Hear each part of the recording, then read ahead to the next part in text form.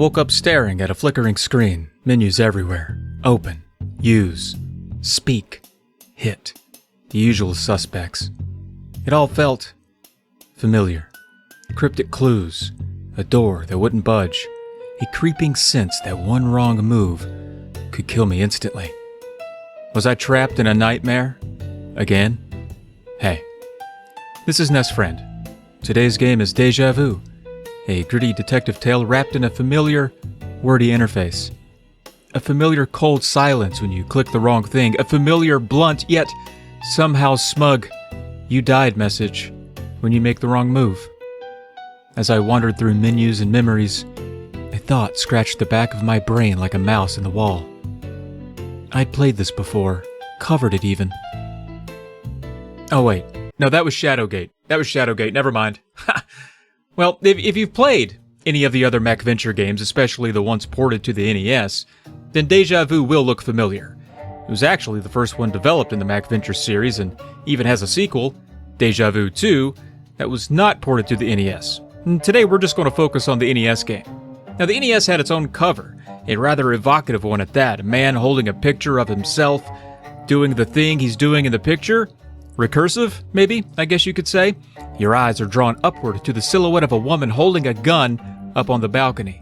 And below her, another silhouette, this one in a hat and trench coat, much like the one you're wearing. Maybe that's to be you. Well, that's for us to find out, I suppose.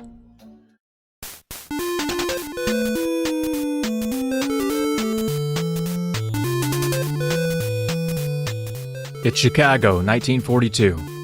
You're Theodore Ace Harding, a retired boxer turned private eye. Ace wakes up in a bathroom stall with no memory of who he is, where he is, or how he got there. A relatable predicament for many of us. It turns out, Ace is inside Joe's bar, and there's a dead guy upstairs. That part's less relatable. As you explore the bar, you'll uncover a few clues about your identity, find keys to unlock doors, and gather items that might help you down the line. Once you leave Joe's, the game really opens up. Take a cab to different parts of town, poke around in a gambling house, or even run into an alligator down in the sewer. You know, it's your investigation. You can do what you want. If you've played Shadowgate, another MacVenture title, and the only other one that I've played on the NES, the biggest difference here is the overall mission. In Shadowgate, you're trying to survive a cryptic dungeon and navigate a castle full of hidden traps. Deja Vu is more grounded. You're unraveling a mostly plausible mystery. You follow leads, question shady characters, and fend off muggers. All the MacVenture games rely on lateral thinking, but Deja Vu feels more intuitive since it's rooted in reality. I found myself getting further in it without needing a walkthrough. Gameplay is menu-driven, first-person, and controlled by a cursor. It's slower than your average NES title, lots of trial and error along the way, but it's forgiving. If you die, you pick up right where you left off. There's also a handy save feature, and you can save at any time. Sometimes stepping away and coming back later is the secret weapon to solving a puzzle. There are also some cool moments of choice. When a mugger approaches, for example, you've got just a few seconds to decide. You can try to talk to them, you can shoot them, you can just throw a punch. You know, it's up to you. And sure, the outcomes are mostly scripted, but it feels like you've got agency. Sure, it's a little primitive, but it works, and it adds some welcome tension to the experience. Now, your notebook on the right tracks everything you've picked up. Important items, documents, cash, keys, even cab destinations. Some stuff is critical, like the gun. You know, obviously, you're going to need that. But you'll also collect junk like soap and food wrappers, just in case they're useful. And spoiler, you know, they're not. They're not useful. Commands at the bottom let you examine anything for more information. Open and close lids, doors, and hatches. Take or pick up items that you find. Hit, like with your fist, which is sometimes hilarious, could punch anything, and sometimes strange. There's leave, which should say drop instead, because it actually refers to you leaving items behind, and then you can't pick them back up.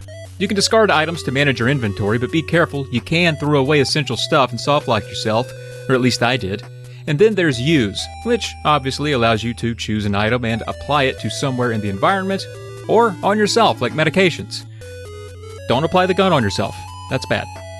Movement is handled with a radar-style map or by clicking doors directly in the main view. So check the move box and either click on one of the squares on the radar, which helps you maintain orientation, or you can click directly on the door in the viewfinder.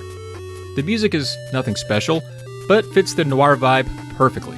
Cutscenes and flashbacks pepper the story, adding texture and humor, like when Ace randomly recognizes a 400-pound woman in a photo. It's weird, it's fun, and it works. Visually, the game looks great, clean, well-rendered environments, even if animations are minimal. It really does nail the noir detective aesthetic. I came away really liking Deja Vu and personally prefer it over Shadowgate, and I also enjoy Shadowgate. I think the noir detective vibe is just better suited for my sensibilities, and the way this one is as much about solving a giant mystery as opposed to just one room trap at a time. It's a little more motivating to play through. The puzzles here are, I guess, more logical and forgiving. Despite being developed before Shadowgate for Macs, they were ported out of order to North America, with Shadowgate arriving a year before Deja Vu on the NES. That said, Deja Vu feels like a more fluid experience. Even the interface has a better flow to it. It could be that I cut my teeth on Shadowgate, and if I had tried Deja Vu first, then I'd feel the opposite, but Deja Vu does to me feel less stilted to explore. Now, if you're curious, you can always check out the sequel, Deja Vu 2 Lost in Las Vegas. It sounds like the premise for the Hangover movies, but is in fact a continuation of Ace Harding's story. It didn't come to the NES, unfortunately, but was ported from the Macintosh to the Amiga, Atari ST, Apple II, DOS, and the NEC PC.